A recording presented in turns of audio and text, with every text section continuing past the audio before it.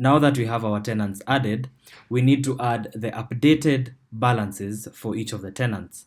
For example, let's say that Ian Rono, who lives in house number 3, has a balance of maybe 5,000 shillings. We call this the opening balance. This is the balance that the tenant had when you added them to the system.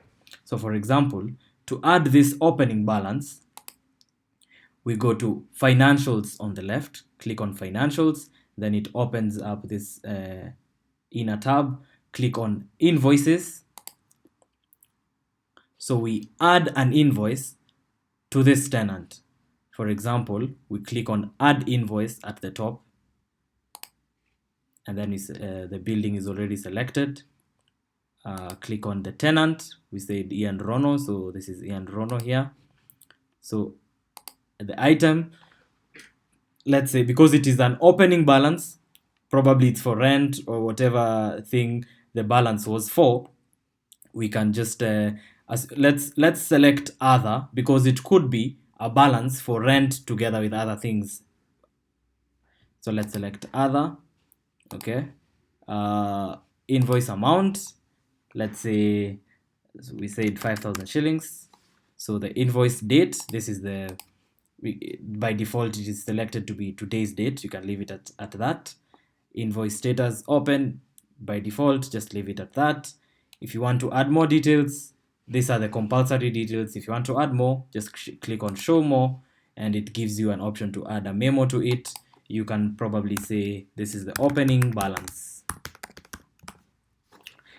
With that, you can add the invoice.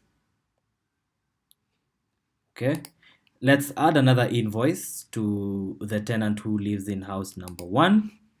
Let's select house number 1, and then invoice item, you can see it's already pre-selected other.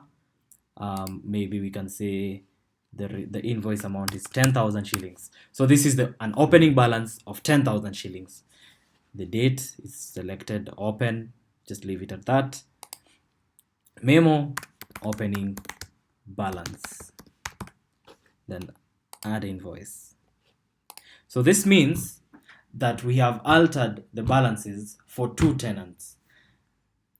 So to see that, we can go back to the tenants tab on the left, click on tenants, and you can see on the balances column, we now have new balances for John Doe in house number 1 and Ian Rono in house number 3.